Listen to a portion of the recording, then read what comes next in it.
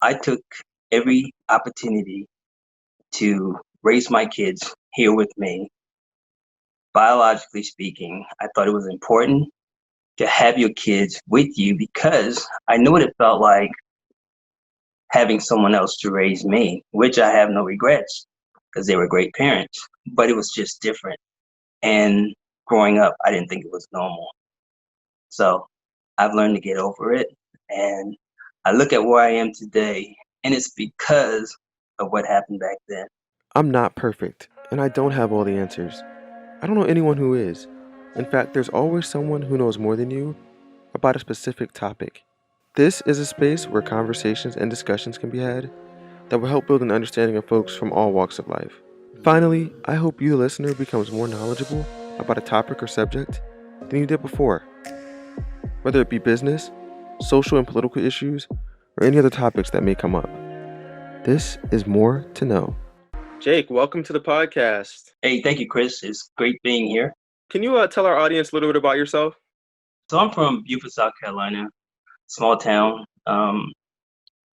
where I grew up, and I remained there for about 18 years, and I decided to attend college at Benedict College in Columbia, South Carolina. Majored in business administration and economics. And upon graduation, I decided to join the United States Air Force as an air traffic controller. Served my country for about 13 years, and then decided to move to Washington, D.C., where I worked for the Honorable Congressman John Lewis for 13 years. And probably about 6, 7 years ago, I decided to move on, and I'm now employed with the office of the Honorable Senator Bernard Sanders. During your time serving with the Air Force, what kind of locations did you go to? My first assignment was in Germany. It was a base called Zweibrücken Air Base. I was stationed there for 3 years, and my next duty assignment was at Mountain Home Air Force Base in Idaho. And I thought that was a terrible assignment because I could never see myself wanting to live in Idaho. But upon arriving there and meeting the people, it was a great experience. So no regrets. And my third assignment was at Robins Air Force Base in Georgia.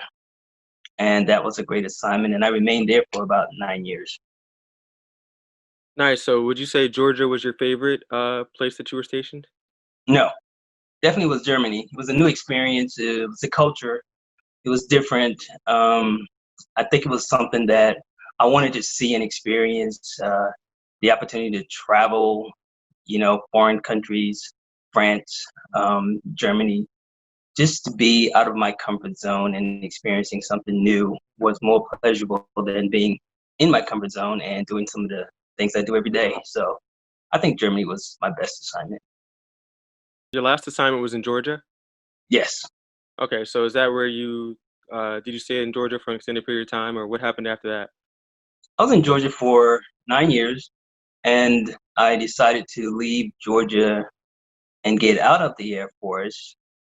And I started working for Congressman John Lewis at that point. It was a different type of transformation for me because air traffic controller to politics.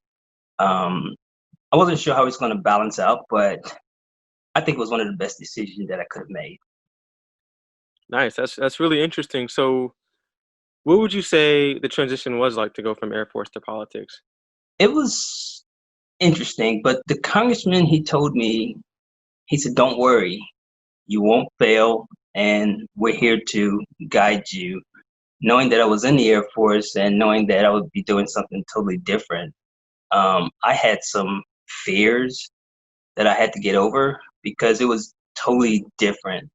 But the congressman pretty much helped me. The office was very helpful.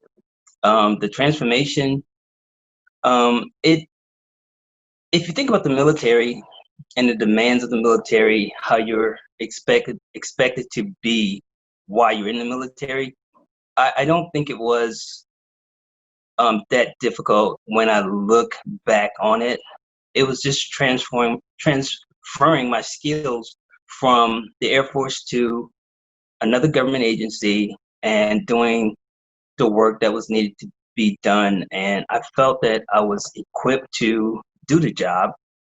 So I think I blended in pretty well, and my performance was well noted. So I think the transformation process was helpful. It continued to build me to be the person that I am today. So you started as an office manager. When your time ended with the congressman, was it 2013? It was 2014. 2014.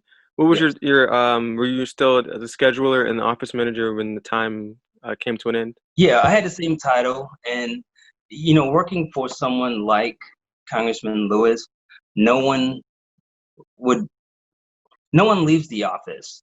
So the opportunity to grow or advance is probably not going to happen. So for the most part, you wait until there's an opportunity, but once you get tired of waiting, you feel like I need to move on in order to grow. So that's pretty much what I had to do. So I had the same title when I left this office. Jake, I know what a scheduler is and how important their job is on the Hill, but can you give us a description of what a scheduler does on the Hill? Sure. Being a scheduler is probably one of the most critical jobs on Capitol Hill. There's always different moving parts, and the scheduler will have to know and be aware of what's going on. And not only that, there's so many individuals wanting to get into the office to speak to that member, and that scheduler is that person that make those things happen. And you have to be effective in making sure that your member knows where he or she should be at all times. Um, Dropping the ball is unheard of, because you be surprised what important meeting or event that member could miss if you're not on top of your game. So I think the schedulers on Capitol Hill, responsibility is bigger than most people can ever imagine. Let's go back a little bit if that's cool with you. Let us know the story of what it was like when you first met Congressman John Lewis.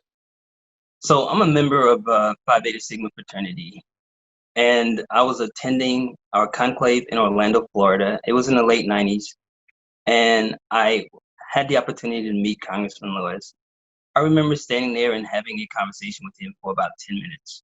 And the one thing he said to me was, if you're ever in Washington, D.C., please come by my office. I will take you out to dinner or lunch in the members' dining room. Of course, I didn't believe it. I was like, wow, I just met this congressman. He's inviting me to Capitol Hill, to the members' dining room. And I just could not believe it. So I did go to Washington, D.C. later that year, which was in October. And I called the congressman's office to see if I was actually going to have that opportunity to meet with him. And sure enough, I received a call back and said the congressman will be available to meet with you on this particular day at this particular time, and you guys will be eating lunch at the members' dining room. So I was amazed. I was beyond belief, but I actually showed up. We actually went to lunch, and we had a great conversation. And I think that particular day we established somewhat of a friendship, but we knew we were fraternity brothers, but we were able to communicate about things, about family, things about the fraternity. And in my head, I would say I would love for this guy to be a mentor to me, having no idea that I would eventually be working for him.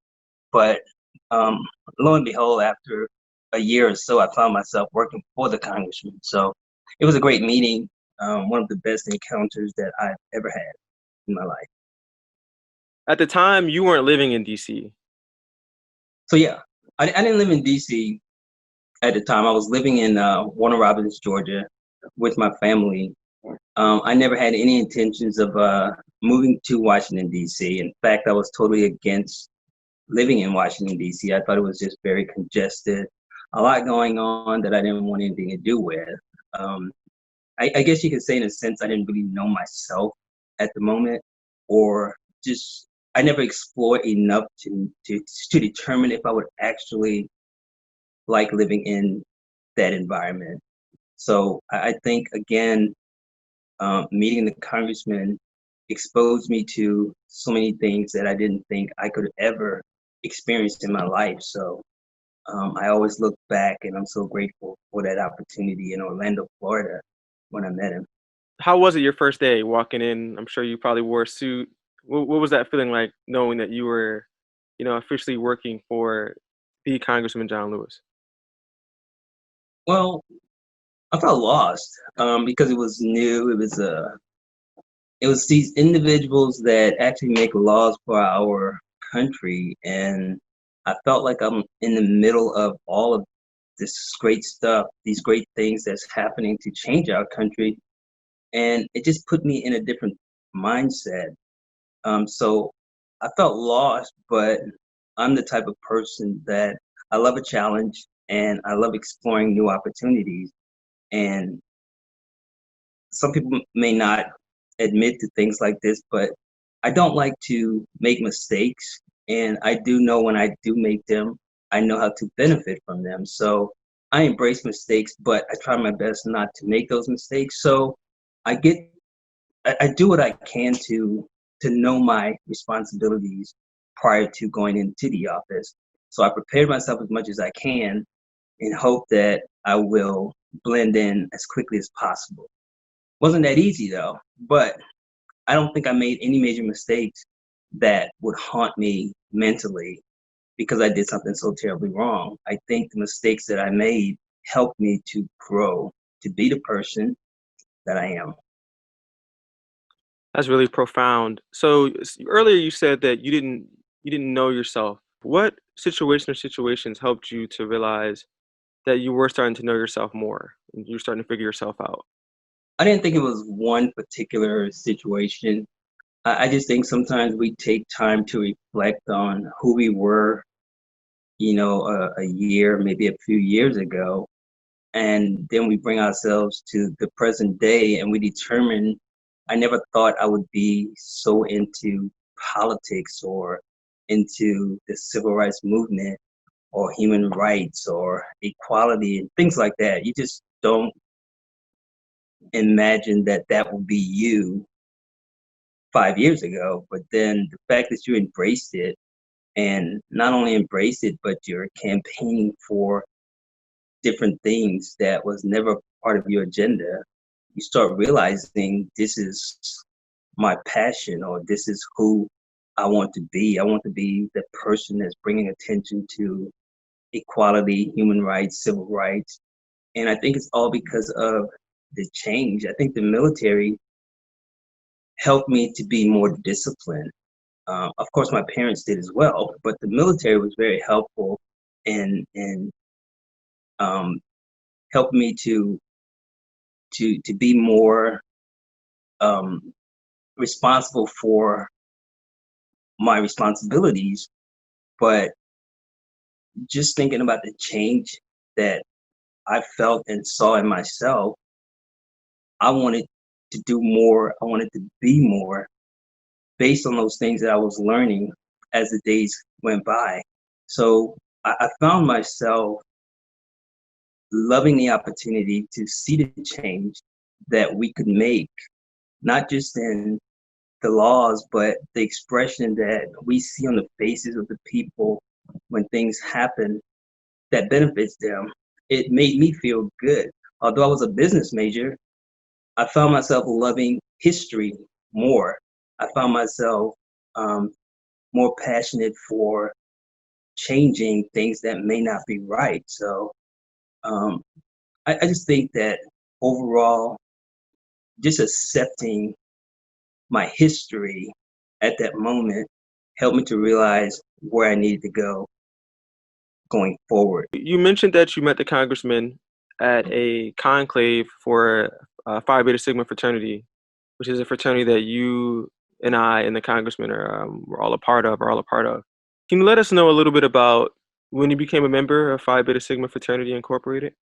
Yes, I joined Phi Beta Sigma at Benedict College, Beta Mu chapter, 1984. Um, I think all the Greeks, Divine Nine, I think we all serve the same purpose. but I think we must make careful decision as to where we fit in and why this particular organization is a good fit for me or for you. Some people may do it for popularity reasons, but I think for me, I observed all of the fraternities on the campus. And for me, I believed to have a fraternity define me would be the wrong pathway to take. I wanted to remain the person that I am, but I wanted something to continue to push me to be a better person. And I saw the brothers of Phi Beta Sigma on campus, and it was all about what they were doing. It was about service. It was about giving back. I'm not saying the other Greeks didn't. I'm just saying I witnessed this organization providing service. But what was more notable to me was I thought those brothers were more themselves, not living up to a reputation or anything of that nature. I just felt that I wanted to be myself and serve, not serve and be what the fraternity expected me to be. So that's why I joined Phi Beta Sigma. And the brotherhood was um, very noticeable, supportive, and I just felt that I wanted to be a part of this particular organization, the guys that were wearing blue and white. Even now, you're still very much involved. Can you explain kind of what you do and what your role is now? I stayed involved with Phi Beta Sigma because I don't think you commit to watch the work being done. You commit to be a part of the work that's being done. Right now, I'm currently the president of Sigma Sigma Sigma chapter, Montgomery County, Maryland. And I believe our chapter is probably one of the best chapters within the organization of Phi Beta Sigma. I think the brothers are very talented, they're very giving, and they're very supportive of the leadership within the chapter. And I believe I will always be active as long as I can to support Phi Beta Sigma because the service that we provide is much in demand, it's needed, and I take pride and pleasure in providing those services. I'm honored to see your commitment. You really are a true shining example, honestly. I appreciate that. And as you know, being a part of the chapter, Chris, you know that we do a lot of civil rights events. And it goes back to what I've learned through Congressman Lewis and just revisiting history. I've learned that those icons that's still living, we need to bring them to us and let's hear their stories from their mouth. Let's give them an audience to talk about what happened.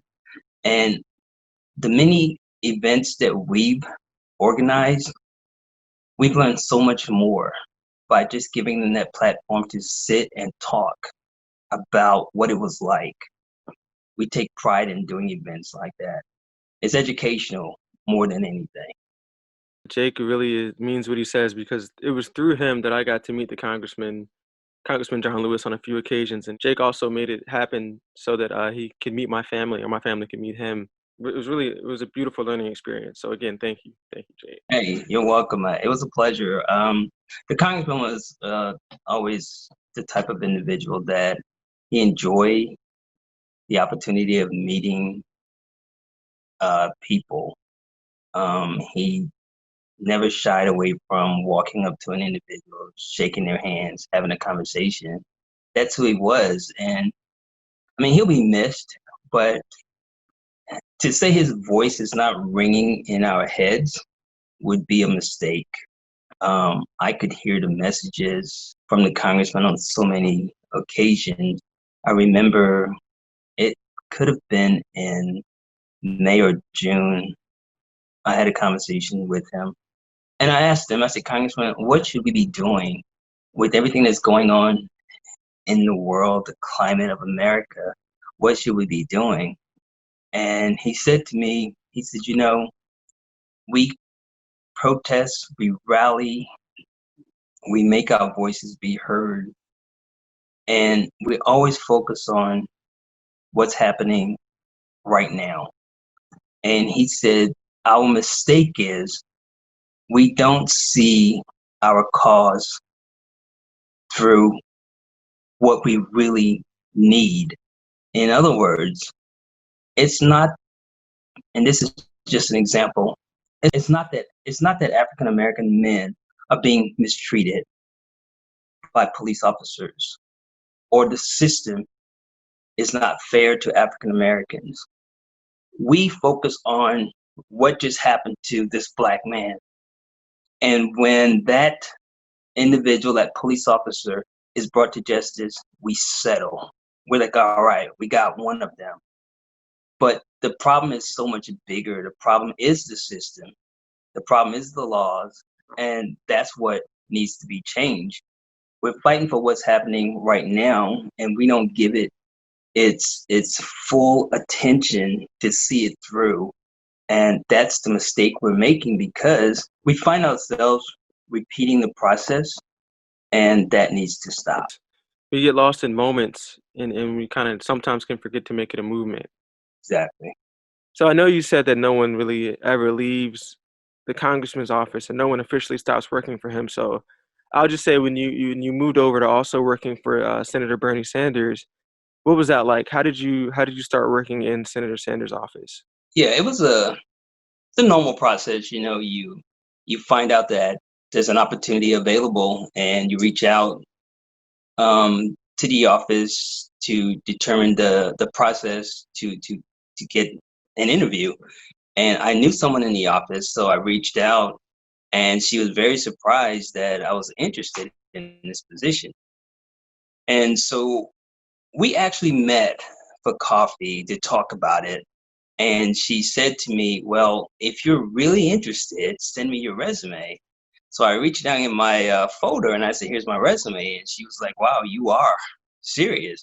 And I told her, I said, I've been with the congressman for 13 years, well, 12 years at the time, and there's just no room for growth in his office because people are not leaving, and you're going to stay right there as long as you know you're comfortable and happy.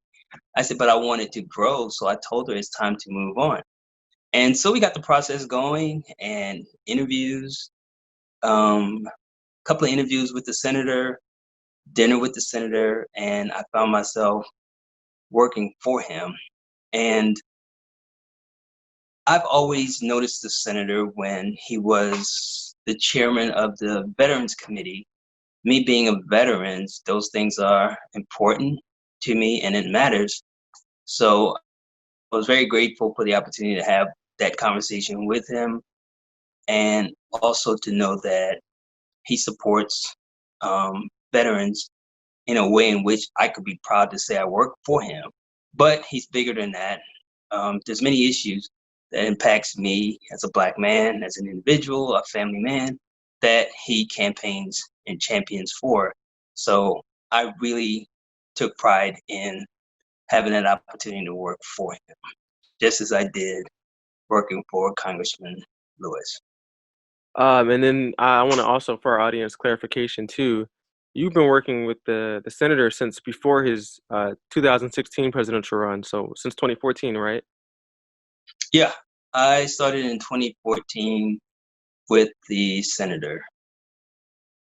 Full circle moment. It was in Senator Bernie Sanders' office where I met Jake, and he is the administrative director of the office. I will say personally, it was inspiring to see you in that position. Oh, thank you. It's great to be in that position. Just to be able to be influential to other staffers, to work closely with the senator. It's important to me because, again, I work closely with Congressman Lewis as well, but I definitely want to see a pattern of growth, more responsibilities, um, also to be in a position to impact younger people like me and people in the office. My doors are always open for brief conversations, and I don't mind talking with individuals after hours to to help them get to where they want to go if I can be helpful. So working with you, I mean, we started communicating a bit later during your internship, but I can look back at the impact that those conversations may have had on you as well as myself. I mean, we're still communicating, still working together. We're in the same fraternity, and you know, our life is about service. So, I mean, I just appreciate you for coming into the office, and you implemented new ideas as well, which is what I'm very grateful towards when it comes to our younger generation. You know, things are changing, you know, how we do things, how we process things, and you guys are very helpful. So when we don't always agree with you, don't think it's that we're against you. It's just hard to adapt to change. So just allow us some time to, you know, accept it and maybe even practice a little bit to appreciate it. What's happening with COVID-19, for example, and the virtual communication, um, just the meetings online, everything. You guys probably love that. We would probably prefer to meet in person, but either way, it's effective, it's working, and I just think that's what change is about, and we have to embrace it. This is not one of your questions or anything, but you know, I look at my life, my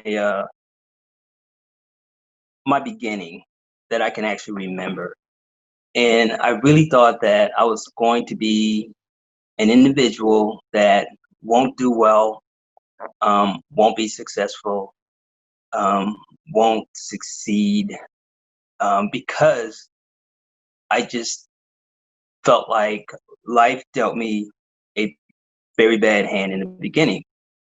And to say that is to say, when I found out when I was younger that I was adopted, um, I allowed the information to impact my ability to move on beyond a mother and father who um, gave me away, and I didn't know why, but I I allowed it to invade my positive thinking, and I just knew that my life was going to be horrible.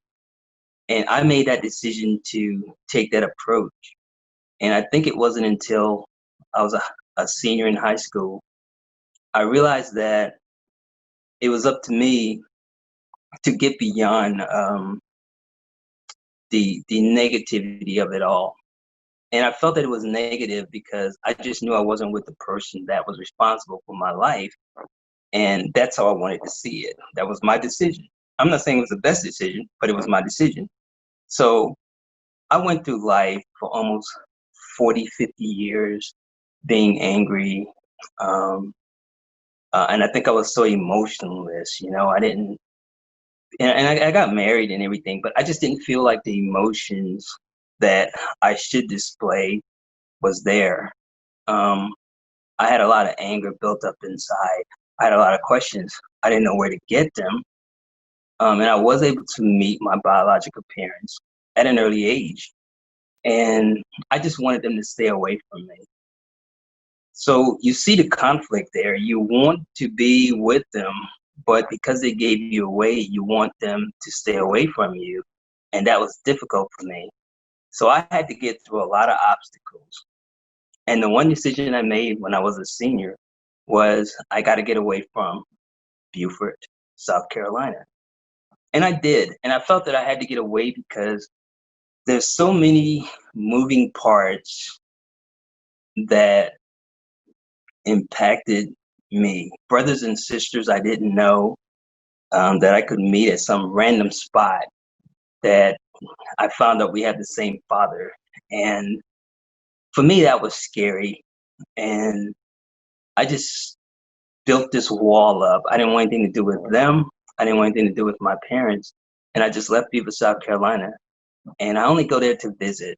And I feel as though for me, that was a wise decision because at this point in my life, I have grown so much where I've learned to forgive.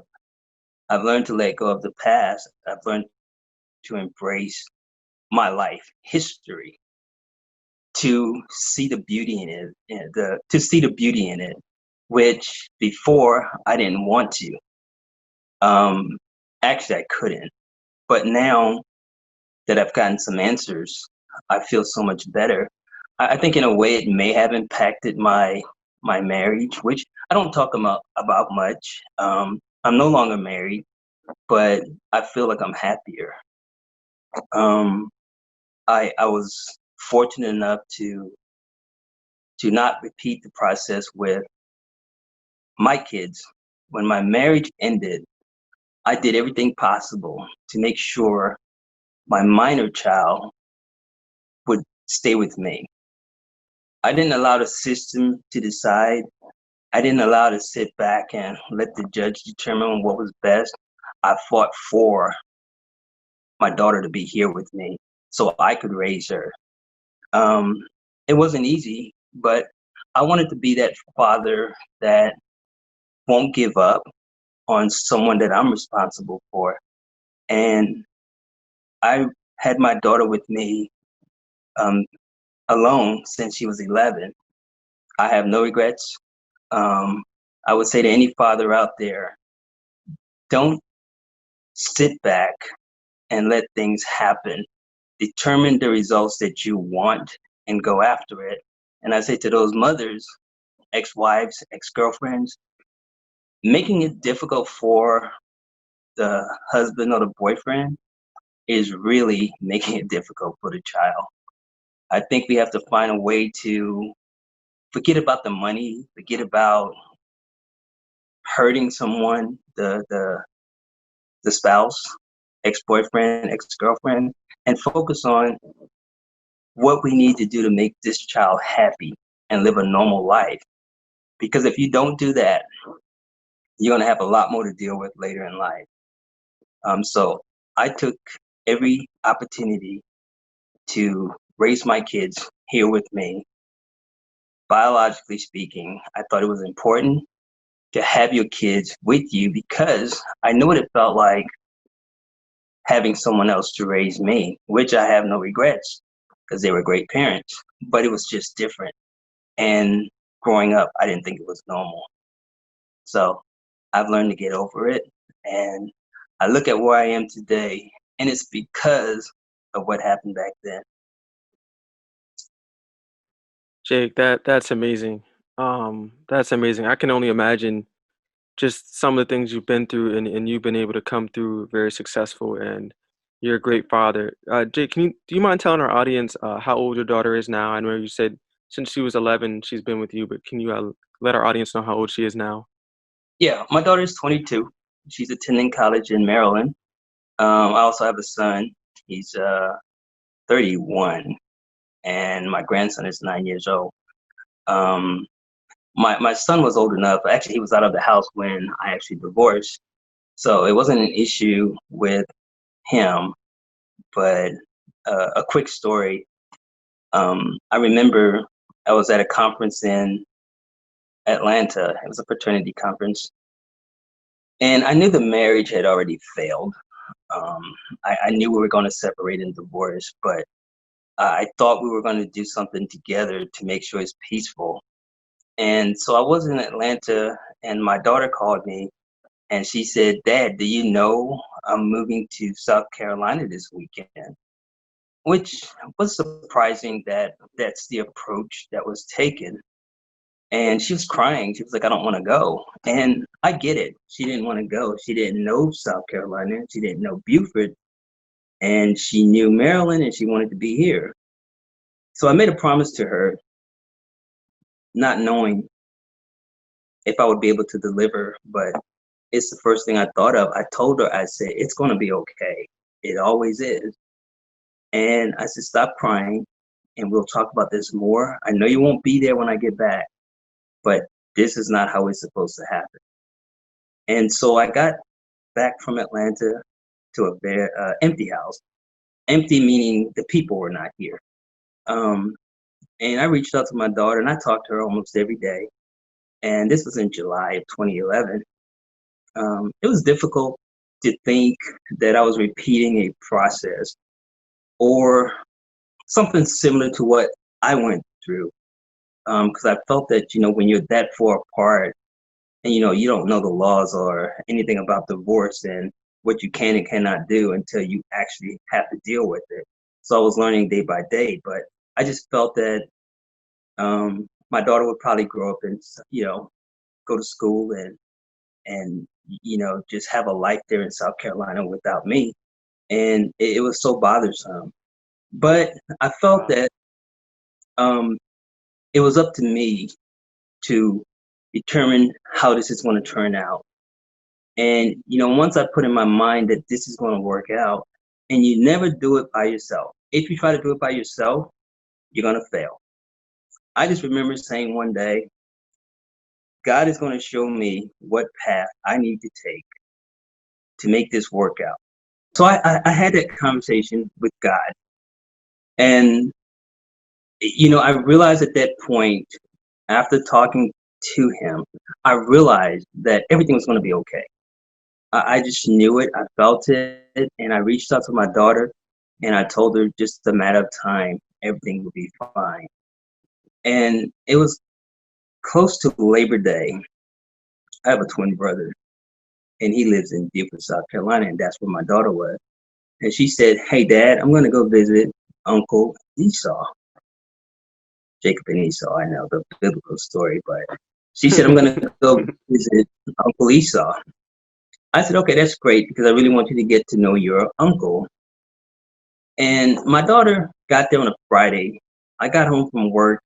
It was about 6:30. She called, and her mom was still there talking to my brother and his wife. She called me from another room, and she said, "Dad, I'm at Uncle Esau's." I said, "Great." And she started whispering, and I was like, "What's wrong with you?" She said, "Dad, you need to come get me right now." So it was her plan to go to Uncle Esau's house to call me to tell me to come get her. Wow. Right, exactly. This was her doing. This is what she wanted. She's 11-year-old, and this is what she wanted. So I said to her, I'm not going to say her name, but I said, "I'm just getting home." I said, "I'm going to take a nap. I'm going to sleep for a few hours, and I'm going to be on the road at 12 o'clock a.m. So and she said, "Okay." I got off the phone with her, and I told two of my fraternity brothers.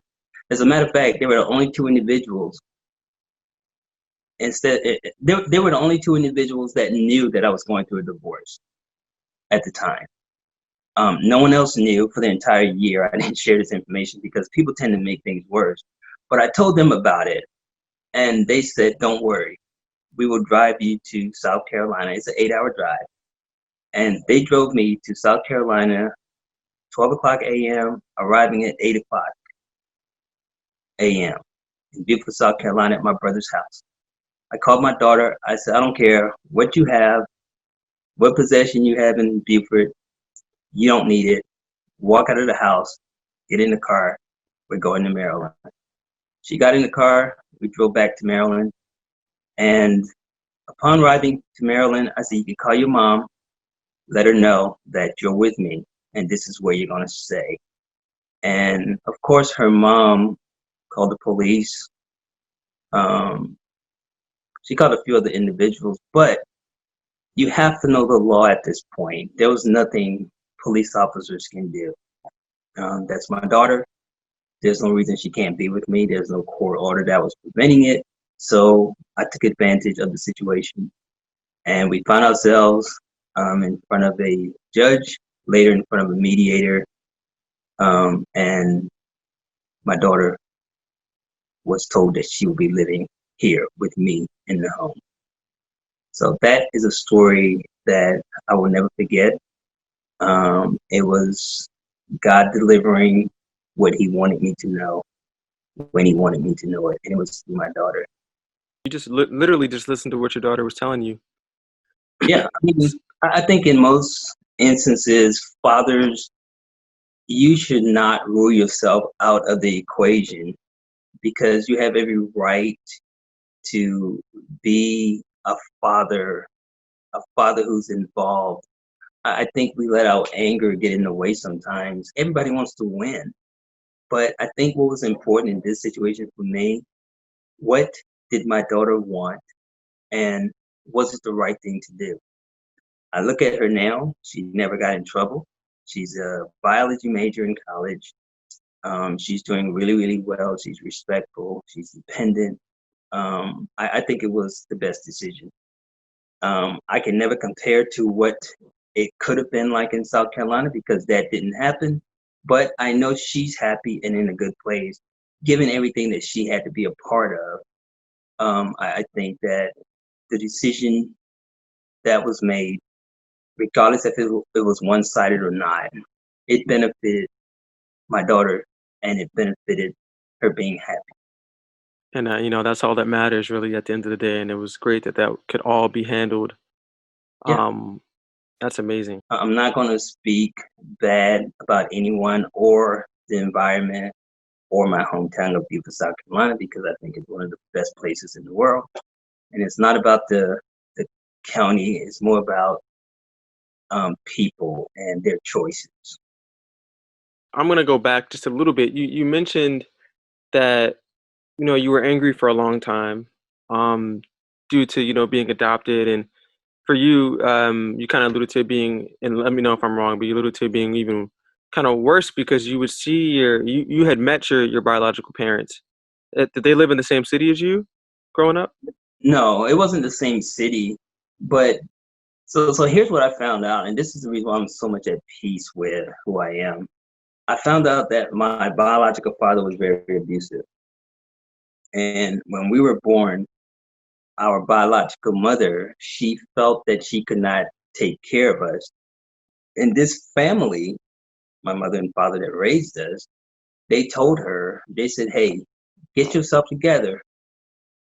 We'll take care of these boys for you. And then you come back and you can get them. That was just a verbal agreement. This was back in 1965. So before people started, making comments, just realize that it was a different time then. And so we were born and she basically handed us over to another family just to provide care for us for a little while. And in about 4 or 5 months, she came back and she told them, I will not be able to take care of them. And that's when the adoption process started. And so we were legally adopted at that point. Meanwhile, our biological father did not have a say so. I don't think he even cared. But there were times I would see him at a baseball game. I didn't know who he was, and I didn't care because I didn't know better. But this man would say, hey, there's my boys, that's my son right there. And I would just look at him. I was about 9 years old, just running around being a kid. And he would say stuff like that. And it didn't faze me as much at the time because, again, I was just a kid, just wanting to run around and throw a ball or something like that. But when I thought about it at 14, 15, it started to anger me so much. And keep in mind, I didn't know the story I just told you about why we were adopted. I didn't know that until May of this year, 2020, when I Wow. spoke to someone who shared that piece of history with me. And I didn't know. And I grew up disliking, and I'm being truthful. I had some hard feelings about my biological parents. Very hard, harsh. I just felt some kind of way.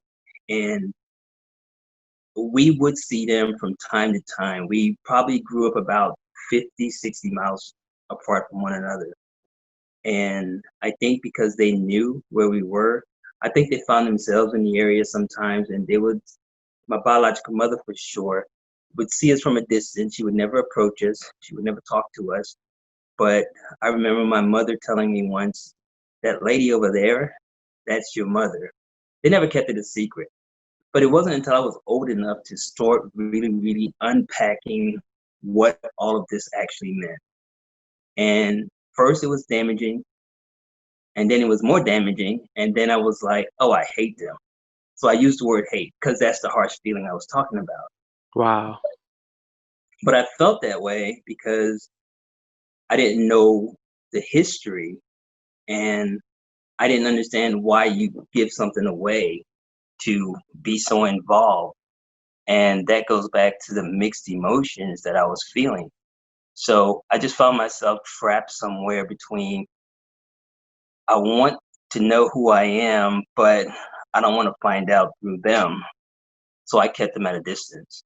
And I just moved on with my life as if the persons that raised me um, basically are the only family, birth birth parents I know. And I took it that way. And I just moved on. But I couldn't run from it forever. I just couldn't. And I think when I was writing a book, and actually I finished the book, and then I was writing about me, and I could not figure out what to write about me because, again, I didn't know exactly who I was because I never found out. And that's why I had that conversation in May with a cousin, an older cousin of mine, who shared all the details. And I think now I can say I do know more about my history, and I can honestly say I do not have any regrets. When my mother, biological mother, was on her deathbed, this is a hard story, but when she was on her deathbed, I received a phone call from the hospital. She was asking for me because I never gave her the opportunity to say I'm sorry. I never gave her the opportunity to really have a conversation with me. I've always kept her at a distance, and I was bitter up until this point, I believe. But I remember talking to the doctor, and the doctor said, son, your mother is here at the hospital. She's not doing well. And I'm told that she's asking for you, and I think you should talk to her. I paused and I said, this is it. And I just said hello, and I heard her. She made a noise, but she couldn't talk. So I guess it's the spirit that helped me through this because I started talking, and the words came out of my mouth. I think it's something I wanted to say forever and a day, even if I didn't know why I was adopted. But I said to her, I said, I'm sorry you're in the hospital going through this. I know why you're asking for me. You want to tell me you're sorry that you wasn't there. You want to say or ask me to forgive you. You wanted to tell me you love me. And I said, I forgive you. I said, I love you. I said, and I want to thank you for giving me life. I want to thank you for allowing me to grow up in a great home with a great family. I said, I don't know what happened. I don't know why we grew up in a different household. I said, but I'm happy. I'm doing well. I said, if you're making peace with those individuals you need to, I'm at peace, and I hope you are too. I said, so as you transition, just know that we are happy and we love you. And she started crying. And that was my last conversation with her. Wow. Wow. Yep. Wow. I, I think you told me that story when we were in the office one day, and it was just, I don't know, hearing it here, that's just amazing. That's amazing. So, wow. Wow. I don't. And that's why, I mean, in all honesty, that's why I don't have any regrets because I feel like it was that opportunity that God put before me to make peace because finding out later that she wanted what was best for us, and she was in a very abusive relationship, and she had already given birth to. We were number 13 and 14. My brother and I, we were number 13 and 14, Wow, and that they both had together. Both your parents had together. Both your biological parents had together. right, Wow. yeah, there were three sets of twins in our family, and I'm being very real. I could not imagine what it was like bringing newborn babies into your house when you're dealing with a very abusive person, and and making those hard decisions to let go of the two youngest that were just born, and we were given away right at birth. We were given away right at birth. So I know it was difficult for her, and she left our biological father immediately afterwards. Um, and maybe a year later, she had another daughter, and then a year after that, another daughter, and that was it. And I grew up thinking, why would she give us away and have more kids? But I did not know what I know now. It was with a different person, and she had left a very abusive relationship. Now, my biological father, on the other hand, I would not go see him when he was in the hospital near death. I would not go. And he was in and out of the hospital for about 30 days. And my twin brother would call me and say, he wants to see you. And I just told myself, I don't want to go through this again. And I kept fighting it. And finally, I told my brother, yeah, sure, I will come home to visit with him. And as I was driving home, I was probably about 1 hour away from the hospital where my biological father was. I called my brother and I said, could you meet me there? And he did. So we got there about the same time. And I told him that I'd like to go in and talk to my biological father alone. So I went in there and I talked to him, almost repeated a similar conversation. And again, at this point, I didn't know he was the abusive person that I was told that he was, but I forgave him. I told him I loved him. I told him thank you for life. And I don't know if I felt the same as I did with my biological mother, because I did know at this point that he fathered about 29, 30 kids. And I just felt like this man was about himself. I don't want to be anything like him. So I still had a little anger there, but I went through the process of what a Christian man or person would do. I forgave him. And probably about 30 minutes later, after I left the hospital called my brother, twin brother, and told him that our biological father had passed away. So I think sometimes people are waiting for the ending and they won't let go until they get to that last page. And I think I was on his last page. Wow. Wow. And this is after your mom, your biological Yeah, mom's passing, or yeah. My biological wow. mom passed away in 2004, and my biological father passed away in 2009. Wow. So I kind of I know you said in May, was it May you had the discussion where you found out everything? Yeah. Um, so in 2019, I was in South Carolina visiting my brother, and I told him I was going to go by the courthouse because I wanted to get our adoption record. I was just hungry for the information. I wanted to know more. I wanted to know what was happening. So we went to this breakfast spot to eat breakfast, and after that, I was going to go to the courthouse.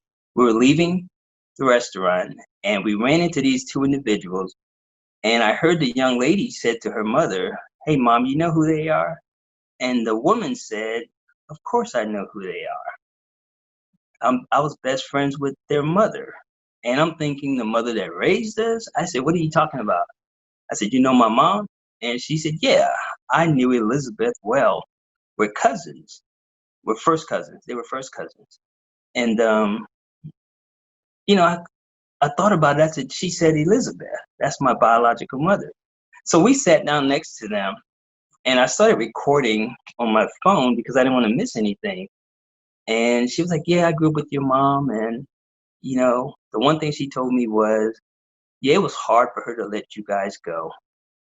And I couldn't get into a deep conversation with her at that moment because I didn't expect the information.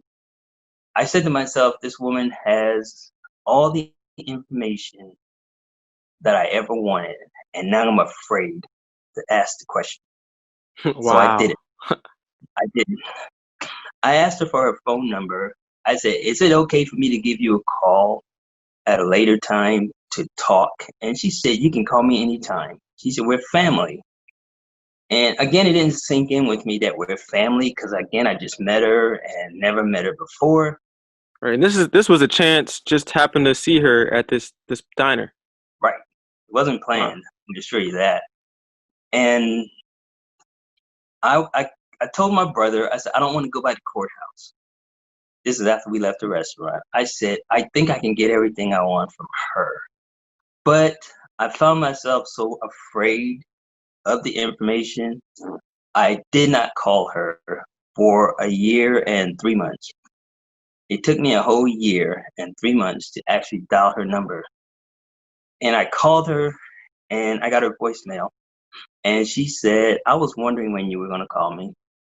And I talked to her and I said, just tell me everything you think I want to know. And she's the one that told me about the adoption. She told me about the abuse. Yeah, she told me everything. And I mean, I was just taken back. I didn't know what to do. Um, so, yeah, and it was on Mother's Day of this year. I called her on Mother's Days because I was thinking about mothers. I was thinking about my life. And I was like, maybe it's a great opportunity to get the information I never had. And she was happy to talk to me. Yeah. Wow. What do you think, if you don't mind answering, what do you think you were afraid of in terms of when you didn't reach out at first? Were you afraid of finding out something? What were you afraid of?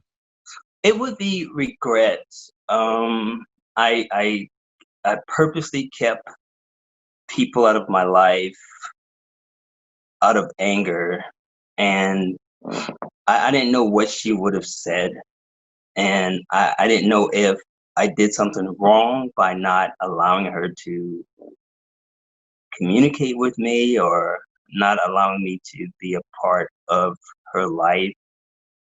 Um, but I didn't know what she was gonna say, and I was nervous about it, so I just took my time and um, just waited to see. You can tell the conversation just got me a little confused right now because even that story, when I repeat it or share it with people, it just takes me back to words that I can still hear, about my biological father and how nasty of a man he was, and how he treated her, bringing other women into that. And my mom was really small, and he was a bigger guy. And Mm, think of the mm, abuse. It just makes me angry. But I believe God already took care of that. I believe God already took care of that. I mean, it's not for me to get caught up in judging right, or right. assigning some type of punishment. I just feel like God knows best. So I have to leave it there. But I just didn't know what she would say. And I don't know if I was afraid of the truth or it could have been something she just didn't want you. I didn't know. They just were reckless. They just made kids and they fought all the time. I don't know what she was going to say, but I think when she told me what she shared with me, I think it brought about a lot of relief. A lot of relief. They didn't just gave us away. She had a purpose and a reason for doing so. I remember when I first really started to get to know you, as a mentor, you hadn't had that conversation yet. Nope. So to me, meeting you, and talking to you, this was surprising to find out, just because your demeanor, and I don't know, you just were very, I don't like using this term, but you just seemed very, well put together and just like, you really didn't have any worries or any concerns. And then when I really started to get to know you, we started to talk more, hearing about this, and you didn't have that closure. I don't know if that's the right word. it was just I rejoiced when you told me the news that you got some closure and you got some answers. Answers is the word. You got some answers. So like I said, I'm so glad you reached out. Yeah, I didn't have the closure I wanted at that point, but I sat here in the house many days just thinking about um, what if, why not, and I knew that it was important for me to get this information because, again, I was writing this book about the joys of fatherhood and being a part of your children's lives and supporting them and going to their games and their events and all this stuff and encouraging single fathers or fathers period. Don't let a day go by when you're not um, involved. And I had to go back to the beginning so I can introduce myself, and that's why I got stuck. I was so stuck there. I was like, why can't I write the next paragraph or the next chapter? And I realized because I don't know me like how I should know me, and that was the blockage that won't allow me to finish this book. And it wasn't until I was able to talk to my cousin that I was able to finish it. Jake, you were very blessed to be able to get answers that you had been longing for your whole life.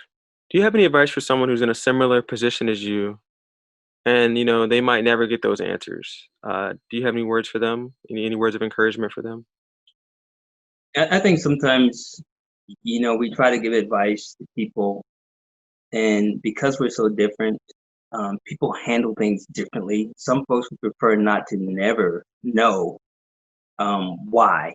Um, and while others will just wrestle with it forever. That's me. And some folks just want to know. I feel like giving advice in intimate situations like this is not always good.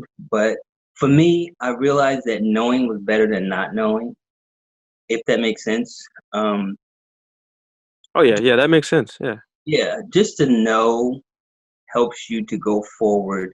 To not know, you always wonder what it could have been or what it is.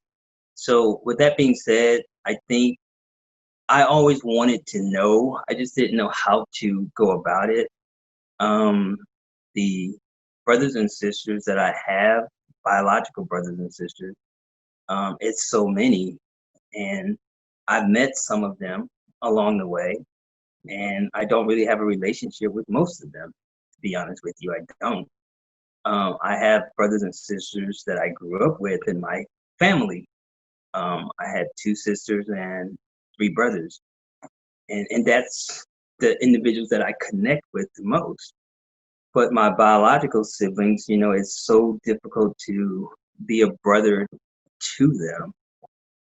And right now, it's what I want to do, but I'm taking it a little at a time. I actually spent some time with two of them, um, probably about a month ago. Um, I actually went to visit them because I felt like it was long overdue. And they actually live in Virginia, probably about 3 hours away, but it was worth the trip. Um, and it did a lot for me just to visit with them, to sit with them, to have a conversation with them. It helped me to realize it was never their fault. And I listened to my older brother, he's 63. He said something to me that made me feel really good. He said, I remember, I'm 55, he's 63. He said, I remember when Elizabeth, he said, Mom, I remember when Mom came from the hospital or came from the time period when we were to be born, and she told him they're not coming home, meaning the babies, the boys, Jacob and Esau. And he said, I cried all. Wow. He said, I cried all day. I want my brothers here with me. And I thought it was pretty big of him to tell me that. And I think maybe he said it because he wanted me to know how he felt then. And he said, I loved you then, and I loved you, and I love you now. So I think he was happy, and he called me almost every day since that visit. So I think he wanted the opportunity for me to step forward because I never would, and they have reached out before. So closure is the key. Um, if you need closure, I think I did. Everyone may not, but I think knowing is more powerful than not knowing. Wow, thank you. That was great. You're right. Everyone is different. Your story is so amazing. Before you go, we'd like to end our show with 3 rapid fire questions. And then you're free to go. You Okay. cool to play? Yep, let's do it. All right. First question is, what is the best thing that's happened to you this month? This month, repeated conversation with God. Hmm. Okay. Second question, if you were a teacher and you could teach one subject in school, what subject would that be? I would love to teach math. That's my favorite subject, and I think I'm good at it. All right, and this is the third and final question. Hmm. What is the best compliment you've ever received? The best compliment that I've ever received was, I remember there was a time I was in the Air Force, and I went up before this board, and it was for the airmen of the base, and that's a big deal. It was a huge deal. And we had to go before the board. We had to answer questions. We had to do all kinds of things to prove ourselves worthy of this honor. And I left that board feeling like, wow, I did really, really great. There was this other guy. He was non-black. I'll just say that. And he was a sharp individual as well. But he followed me to my job, and he was like, "How did you do?" And I said, "I did okay." I said, "I feel like I maybe missed a half a question." And And he said, "Yeah, me too." So normally they announce the winner of the board in 3 days or something like that. It was 3 weeks and they never announced the winner. And they finally did, and it was the other guy, the non-black guy.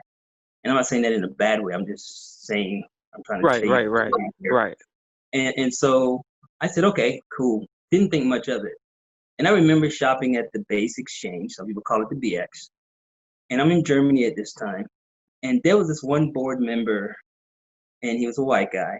And he approached me and he said, "You look familiar." I said, "Well, yeah, I participate on the board for the airmen of the base for the year." And he said, "Right." He said, I'm gonna share something with you, and I can get in trouble." He said, "You were exceptionally sharp." He said, "You won that board. I don't know why they didn't give it to you." He said, "But you really went above and beyond." And he said, "If you share this information with the command, I could get in some trouble." But I just thought that compliment coming from that person when he knew it could get him in trouble, it empowered me, but it also opened my eyes to who I was surrounded by in a foreign country, dealing with some of the same stuff that we always deal with here at home. And some people probably will never understand what it feels like, and that's okay. But just for that compliment about how great he thought I was in front of them, and he was brave enough to tell me that I actually won. I went on and I won numerous awards after that because it was just knowing that fairness wasn't delivered, but just hearing his voice saying that encouraged me to show them that they made a mistake.